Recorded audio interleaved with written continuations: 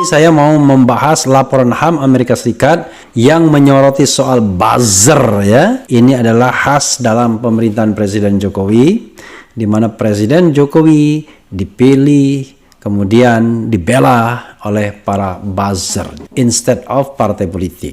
Itu yang membedakan Presiden SBY yang pembelanya itu adalah Partai Demokrat. Baik ketika 2004 hanya mendapatkan 7%, maupun ketika 2009 menjadi partai pemenang dengan kursi 26% atau suara ya sekitar 20-an% juga. Jadi saudara sekalian, fenomena ini terjadi pada pemerintahan Presiden Jokowi karena pada dasarnya Presiden Jokowi adalah presiden non-partai. Lebih dekat dengan kalangan relawan ketimbang partai politik penyanggah utamanya yaitu PDIP. Coba kita lihat bagaimana sih laporan HAM Amerika Serikat soal buzzer ini. Karena bagi sebagian orang, eksistensi dari buzzer ini sudah meresahkan. Kenapa begitu? Karena mereka tidak saja mau berdebat secara argumentasi, tetapi mereka sudah menggunakan kadang-kadang instrumentasi untuk mengkriminalisasi orang. Siapa aja, karena mungkin merasa percaya diri, punya link dekat dengan kekuasaan, ya, katakanlah membela kepentingan aparat penegak hukum, jadi sangat percaya diri berhadapan dengan soal hukum. Tidak heran kalau kemudian sebagian dari mereka kerjanya melaporkan orang saja ke polisi dan lain sebagainya. Bayangkan, sekali lagi, bisa nggak kita bernegara baik?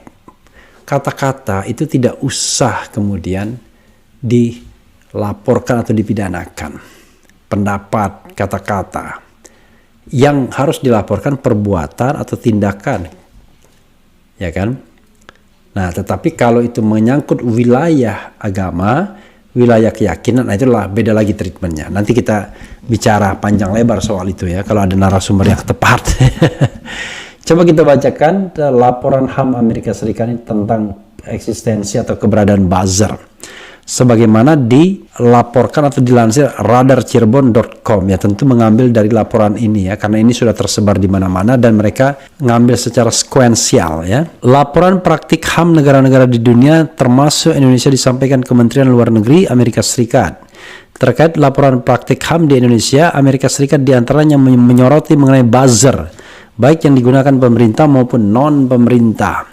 Menurut laporan itu, LSM dan media melaporkan ada kelompok bayaran pasukan cyber, biasa disebut buzzers, menggunakan bot dan akun media sosial palsu untuk membentuk wacana online. Ya. Peneliti melaporkan buzzer sering digunakan baik oleh kubu pro pemerintah maupun anti pemerintah.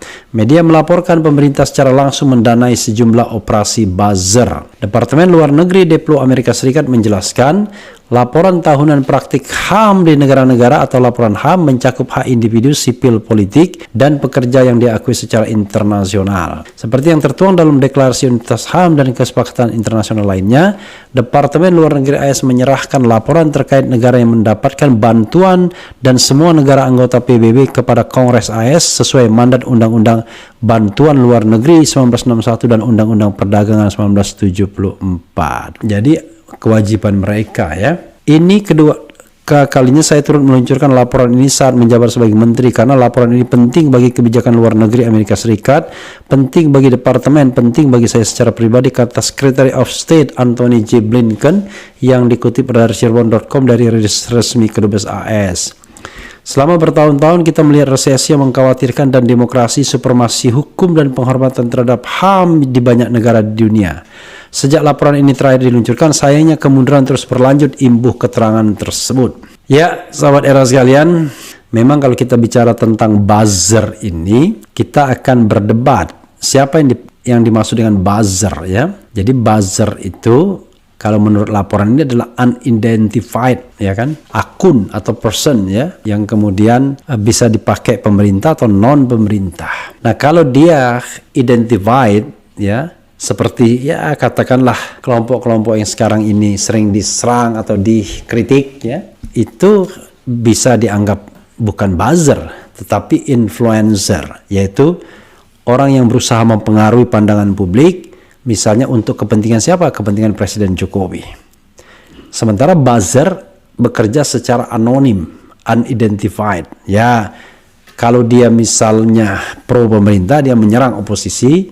Kalau dia pro oposisi, menyerang pemerintah. Tapi, sobat era sekalian, persoalannya adalah mungkin saja banyak unidentified akun yang menyerang pemerintah, tapi masalahnya adalah apakah akun-akun itu dibayar atau tidak.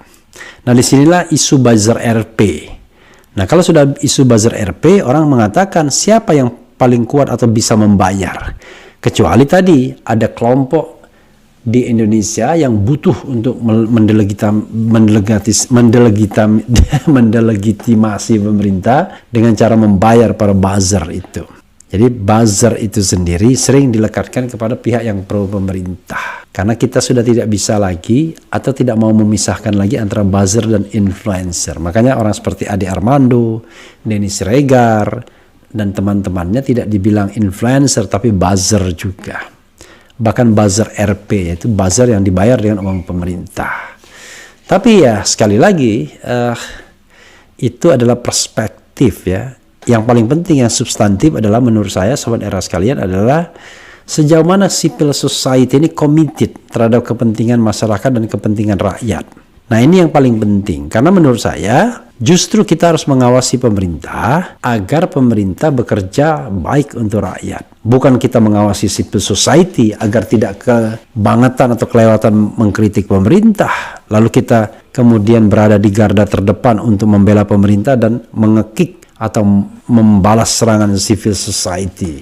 Kalau prinsip saya ya begitu. Ya, tetapi orang mungkin bisa berbeda pendapat. Orang seperti Ade Armando misalnya bisa mengatakan bahwa ya dirinya digunakan bermanfaat ya untuk kebaikan bangsa ini, untuk NKRI. Wallahu alam lah. Karena masing-masing orang punya dalil dan punya dalih. Yang paling penting adalah apakah dalil dan dalih itu secara harfiah memang sekedar dalih hanya untuk pembenaran, atau memang dalil yang memang justified untuk dijadikan dasar.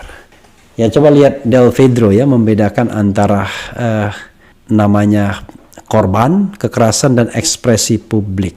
Pak RH, apakah tidak bisa tulisan Bang Aik dijadikan bahan kajian oleh masyarakat, misal di Kongres Rakyat, agar lebih mawas terhadap peng-peng yang abuse of power, agar para mahasiswa juga melek?